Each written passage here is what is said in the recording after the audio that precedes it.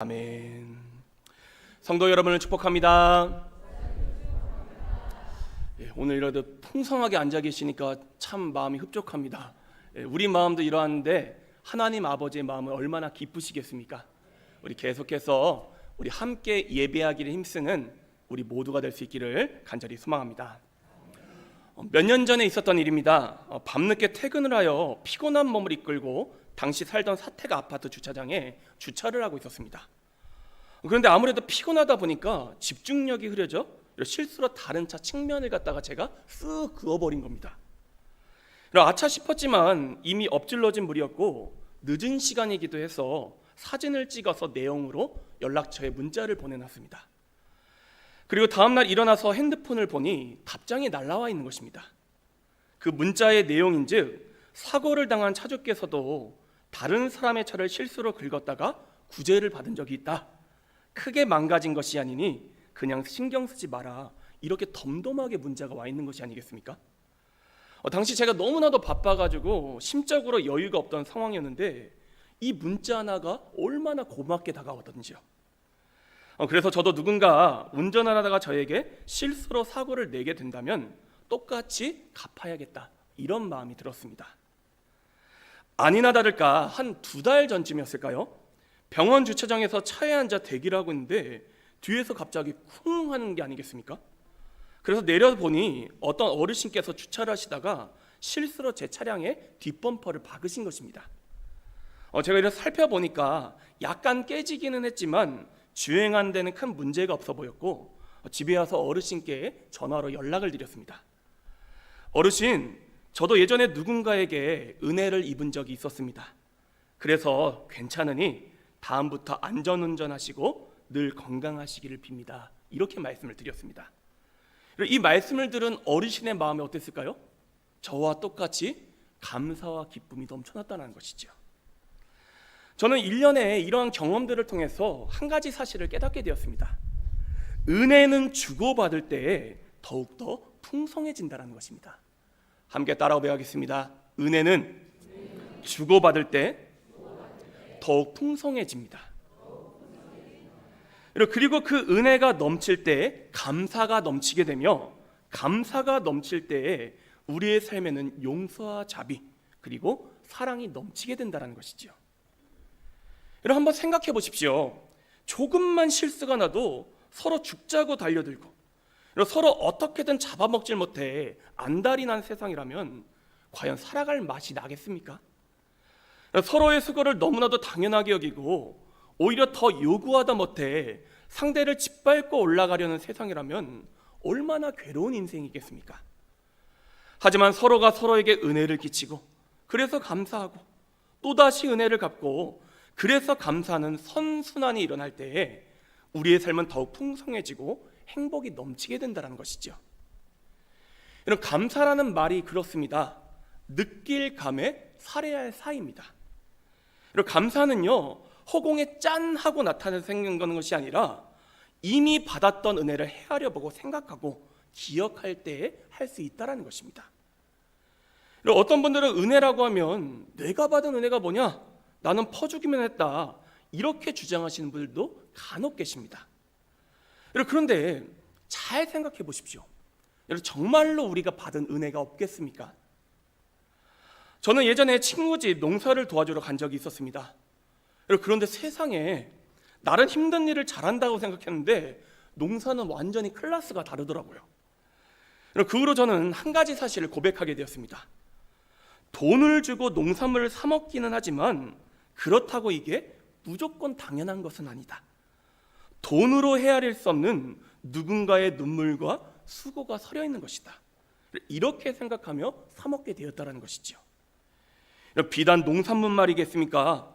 우리가 사 먹는 광어와 같은 수산물들, 또 축산물들, 공산품들, 심지어 받는 서비스까지 가만히 생각해 보면요, 이 세상에는 당연한 것이 단 한 가지도 없다라는 것이죠.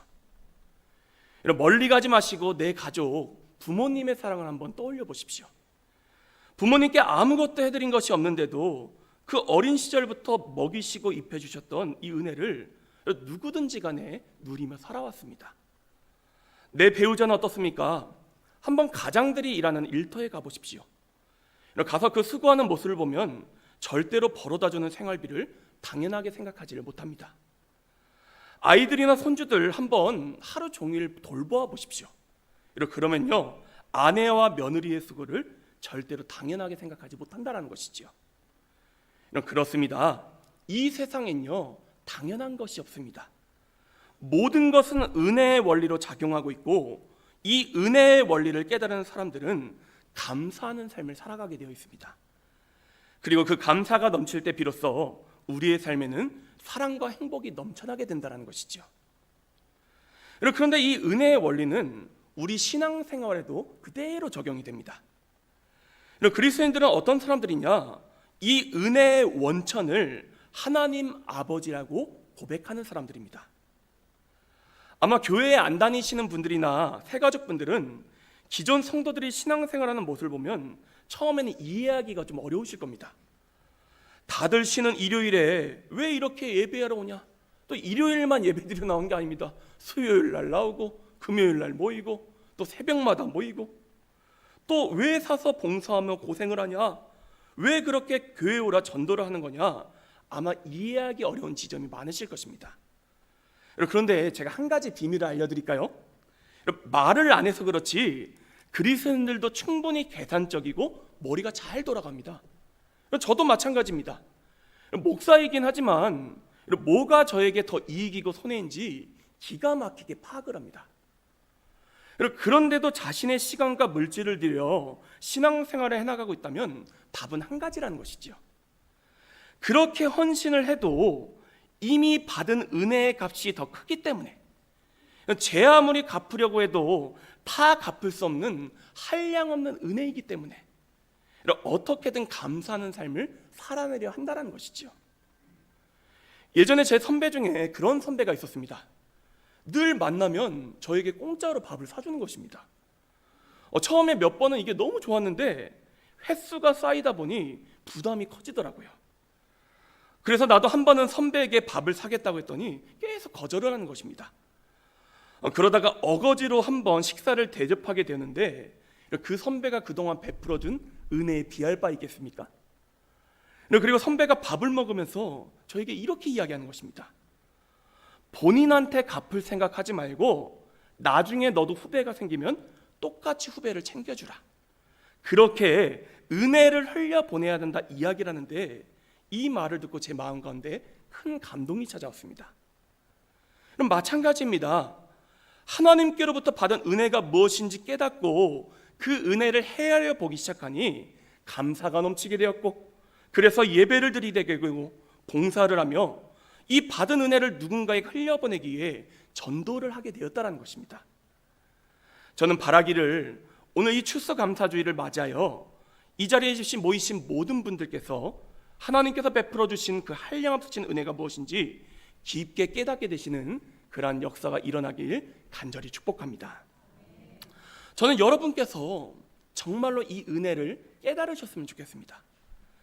왜냐하면 은혜를 알게 되기만 하면 여러분을 향하신 하나님 아버지의 사랑이 얼마나 큰지, 그리고 여러분에게 어떤 놀라운 계획을 가지고 계신지를 깨달을 수 있기 때문입니다. 그렇다면 이 시간 함께 우리가 질문해 보길 원합니다. 하나님께서 우리에게 베풀어 주신 은혜의 내용은 무엇이겠습니까? 도대체 그 은혜가 무엇이기에 그리스도인들은 이렇게 힘있게 신앙생활을 해나가는 것일까요? 이 시간 크게 두 가지로 정리하며 은혜를 나누길 원하는데, 먼저 첫 번째로는 우리에게 생명을 주셨고 평범하지만 너무나도 소중한 일상을 허락해 주셨다는 것입니다. 함께 따라오 배가겠습니다. 첫째, 우리에게 생명을 주셨습니다. 우리에게 일상을 선물로 주셨습니다. 저는 작년에 건강 문제로 큰 고생을 했던 적이 있었습니다. 지금까지 제가 코로나를 한 7번 정도 걸린 것 같아요. 이 정도면 꽤 많이 걸린 거죠. 그러다가 제가 4번째 걸렸을 때는 호흡곤란이 올 정도로 심각한 상황을 겪었었는데, 세상에 폐에 결절이 발견됐는데 암일 확률이 40%가 넘는다고 하는 것입니다. 물론 결론적으로 암은 아니었습니다만 저는 이때의 경험을 통해 건강의 중요성, 그리고 제가 딛고 살아가는 이 평범한 일상이 얼마나 큰 은혜인지를 깨닫게 되었습니다. 아마 아파 보셨거나 지금도 질병과 싸우고 계신 분들은 제 말이 어떤 의미인지 구구절절하게 다가오시리라 생각합니다. 건강할 때는 잘 모릅니다. 그런데 어디 한 군데 불편한 데가 생기면 이게 당연한 게 아니라 은혜였구나, 이 사실을 깊게 깨닫게 된다는 것이죠. 건강만이겠습니까? 어떤 사람들은 무언가 대단한 것을 바라며 살아가지만 아닙니다. 그저 내 사랑하는 가족들, 내 자녀들과 더불어 건강하고 행복하게 그 평범한 일상을 살아낸다는 자체가 놀라운 기적이라는 것입니다. 저에게는 두 아들이 있습니다. 이제 8살, 5살인데 그중 첫째가 불과 작년까지만 하더라도 얼마나 아팠는지를 모릅니다. 제가 거짓말 안 하고요, 일주일에 한 번꼴로 고열이 났습니다. 거기에다가 열성경련까지니 얼마나 불안한지요. 완도에서 해결이 안 돼요. 서울에 있는 큰 병원에 가서 검사를 해봐도 특별한 이상이 없습니다. 그래서 매주 조마조마하며 해남으로 목포로 얼마나 다녔는지를 모릅니다. 그때 제 아내 소원이 딱 한 가지였습니다. 제발 열 안 나고 한 주만 조용히 지나갔으면 좋겠다. 그런데 우수형으로 이사하고 나서 하나님께서 그 소원을 들어주셨습니다. 그러고 나니 이 평범한 일상이 저희 가정에는 기적처럼 다가오는 것입니다. 저는 이러한 경험들을 통해 성경이 전하는 한 가지 진리를 깊게 깨닫게 되었습니다. 사도행전 17장 28절 말씀입니다. 우리가 그를 힘입어 살며 기동하며 존재하느니라. 여기서 그분은 누구를 가리킬까요? 바로 하나님이십니다. 예컨대 지금 우리가 당연하게 사용하는 전기, 수도, 이 모든 것들은요, 사실 오늘도 누군가가 변전소에서 상수도 시설에서 일하는 사람들이 있기 때문에 사용할 수 있는 것입니다. 서두에 제가 농산물이나 축산물, 수산물도 말씀을 드리지 않았습니까? 돈을 냈기 때문에 당연하게 사 먹을 수 있는 게 아닙니다. 만약 이 돈 주고 직접 농사지어서 사 먹으려고 해보십시오. 택도 없습니다. 그럼 무슨 말씀을 드리고 싶으냐? 우리는 우리의 삶이 그저 당연하게 주어진 것이라 생각하지만 사실은 그게 아니라 우리의 삶을 지탱하고 움직이게 하는 존재들이 있다는 것이죠. 그리고 그 모든 근원에는 누가 계신다고요? 바로 하나님이 계신다는 것입니다. 그래서 시편 120편 1절 이하의 말씀은 우리 가운데 이렇게 선포합니다. 하나님께서 집을 세우지 아니하시면 세우는 자의 수고가 헛되며 하나님께서 성을 지키지 아니하시면 파수꾼의 깨어있음이 헛되도다. 너희가 일찍이 일어나고 늦게 누우며 수고의 떡을 먹음이 헛되도다. 또한 오늘 우리가 함께 읽었던 시편 107편 8절 말씀은 이렇게 선포합니다. 여호와의 인자심과 인생에게 행하신 기적으로 말미암아 그를 찬송할지로다. 하나님께서 우리에게 무엇을 베푸셨다고요? 기적을 베푸셨습니다. 그런데 이 기적은요, 홍해가 갈라지는 그런 기적일 수도 있겠지만 그보다는요, 지금 우리가 누리고 있는 이 우리의 평범한 일상, 내 사랑하는 가족들이라는 것입니다. 우리가 이 사실을 깨닫게 되면요, 그때부터 내 삶은 당연하게 다가오질 않습니다. 그토록 지루하고 무료했던 일상이 어마어마한 선물로 다가옵니다. 그리고 아무리 작고 보잘것없어 보이는 것이라 할지라도 감사가 넘치게 되고 그 감사로 인해 행복과 기쁨이 넘치게 된다는 것입니다. 아무리 많이 가졌어도요, 감사가 없는 삶은 불행하게 되어 있습니다. 한번 주변의 부자들을 보십시오. 모든 분들이 그런 건 아니지만 평범한 사람들보다 그렇게도 더 많이 가졌는데도 비교하고 경쟁하며 험한 길로 걸어가는 경우들을 저는 제법 많이 보았습니다. 그러므로 혹시 여러분의 삶이 지금 불행하다고 느끼고 계신다면 내가 지금 무엇을 가지고 있느냐를 먼저 점검하지 마시고 지금 여러분 안에 감사가 살아있느냐, 은혜를 느끼고 있느냐, 이것을 먼저 점검해 보시기를 바랍니다. 그리고 그 감사의 근원은 내게 생명 주신 하나님을 찾을 때 비로소 시작된다는 사실을 깊게 깨닫고 무엇보다도 하나님께 감사할 수 있는 저와 여러분 모두가 될 수 있기를 간절히 축복합니다. 사랑하는 여러분, 모든 것은 하나님께로부터 왔습니다. 우리가 인정을 하건 하지 않건 우리의 삶을 하나님께서 오늘도 지탱하고 계십니다. 이 사실을 빨리 깨달을수록 감사가 넘치게 되고 행복한 삶을 향해 나아가게 된다는 것이지요. 이를 꼭 기억하시고 일상과 생명을 주신 하나님께 감사하는 삶을 살아가시길 다시 한 번 더 간절히 축복합니다. 두 번째로 하나님께서 우리에게 베풀어 주신 은혜의 내용은 바로 우리를 죄와 죽음으로부터 구원해 주신 놀라운 은혜입니다. 함께 따라고 배우겠습니다. 둘째, 우리를 구원하여 천국 소망을 허락해 주셨습니다. 우리가 누군가에게 무언가를 선물해 준다 할 때 줄 수 있는 가장 큰 것이 무엇이겠습니까? 돈이겠습니까? 물론 돈도 크죠. 근데 그것보다 더 큰 건 뭘까요? 바로 우리의 생명을 주는 것입니다. 제가 아는 전도사님 한 분께서도 아버지께서 간암으로 돌아가실 위기에 처하자 자신의 간을 직접 떼어주셨던 분이 계십니다. 이때 이 간을 이식받으시는 아버지의 심정은 어떠셨을까요? 이분께는 간 이식이 단순한 수술로 다가온 것이 아니라 아들의 생명을 내어받는 것으로 다가왔을 것입니다. 그리고 아들의 그 어마어마한 사랑에 감격하실 수밖에 없었을 것입니다. 그런데 내 가족이면 그럴 수 있다 치겠습니다. 그러나 아무런 일면식이 없는 사람이, 그것도 내가 극악무도한 죄인임에도 불구하고 나를 위해 자신의 생명을 내주었다면 그때 우리 마음이 어떠하겠냐라는 것입니다. 형용할 수 없는 감사와 기쁨이 흘러나오지 않겠습니까? 마찬가지로 성경 말씀은 우리에게 놀라운 진리 한 가지를 전하고 있습니다. 바로 하나님 아버지께서 저와 여러분을 죄와 죽음에서부터 구원하시어 천국에 들어가시게 하기 위해서 자신의 하나뿐인 아들 예수님을 희생하셨다는 사실입니다. 그렇게 로마서 5장 7절 이하의 말씀은 우리 가운데 이렇게 증거합니다. 의인을 위하여 죽는 자가 쉽지 않고 선인을 위하여 용감히 죽는 자가 혹 있거니와 우리가 아직 죄인 되었을 때에 그리스도께서 우리를 위하여 죽으심으로 하나님께서 우리에 대한 자기의 사랑을 확증하셨느니라. 우리 사람들은 흔히 착각을 합니다. 죽으면 끝이다. 그 다음엔 아무것도 없다. 하지만 성경은 죽음 이후의 삶이 있다. 이 삶이 우리를 기다리고 있고 사람이 죽으면 갈 곳은 딱 두 군데라고 우리 가운데 증거하고 있습니다. 어디입니까? 천국과 지옥입니다. 이건 이신희 목사의 이야기가 아니라 성경 말씀이 증언하고 있는 바입니다. 그렇다면 이 중 천국은 누가 가고 지옥은 누가 가느냐? 죄의 문제를 해결한 사람은 천국에 들어가는 것이고 죄의 문제를 해결하지 못한 사람은 지옥에 들어간다. 성경 말씀은 증거하고 있습니다. 하지만 문제는 무엇이냐면 우리 사람 중에 죄인이 아닌 사람은 없으며 스스로 죄의 문제를 해결할 수 있는 사람은 단 한 명도 없다는 것입니다. 그래서 하나님께서는 이러한 우리를 구원하시기 위해 어떤 선택을 내리셨느냐?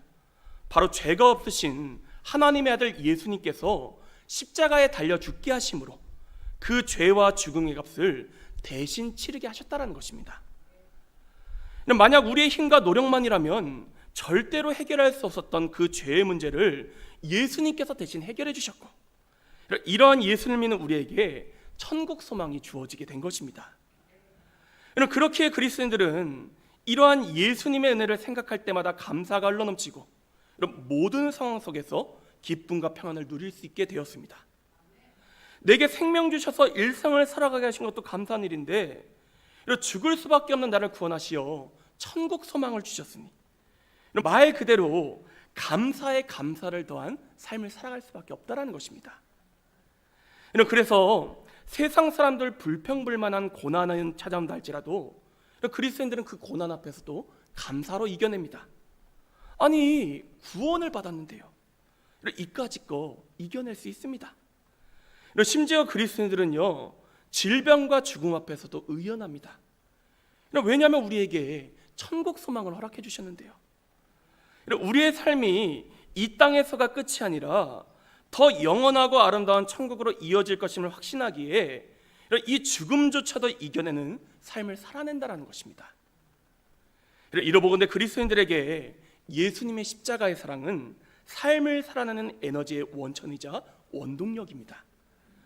우리가 이 사랑을 깊게 깨닫고 나를 향하신 하나님의 사랑으로 믿고 나아간다면 모든 역경을 이겨내고 우리로 하여금 천국까지 이르게 하는 놀라운 힘을 가지고 있다는 것이지요. 그렇게 오늘 골로새서 3장 17절 말씀은 우리 가운데 이렇게 선포합니다. 또 무엇을 하든지 말에나 일에나 다 주 예수의 이름으로 하고 그를 힘입어 하나님 아버지께 감사하라. 누구를 힘입어 감사하라고요? 예수 그리스도. 저는 이 시간 축복하기를 이 자리에 계신 모든 분들께서 예수님을 통해 여러분에게 부어주신 그 하나님의 사랑이 무엇인지, 그 너비와 높이와 넓이가 어떠한지를 깨닫고 믿게 되시기를 간절히 축복합니다. 이를 알기 위해서는요, 일회성으로 교회에 나와서는 알 방법이 없습니다. 계속해서 나와서 말씀을 듣다 보면 깨닫고 되고 믿어지기 시작한다는 것이지요. 그러니 우리 오늘 처음 나오신 분들, 오늘로 첫 발걸음을 끊지 마시고 한번 성경이 전하는 그 구원의 진리가 무엇일까 들어 계속해서 나오시는 그런 은혜가 있게 되기를 간절히 바랍니다. 그러면 그때부터요, 여러분의 삶이 달라질 것입니다. 그냥 달라지는 정도가 아니라 전혀 새로운 날을 맞이하게 될 것입니다. 왜냐하면 하나님께서는 은혜를 깨닫고 감사하는 이들을 기뻐하시며 이들을 그냥 내버려 두시는 것이 아니라 더 큰 은혜와 복으로 채워주시기 때문입니다. 그렇게 오늘 시편 107편 9절 말씀은 우리 가운데 이렇게 선포합니다.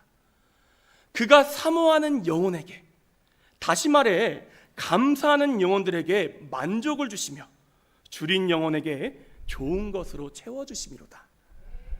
그러므로 사랑하는 여러분, 여러분의 삶에 감사 위에 감사를 더하시기를 바랍니다.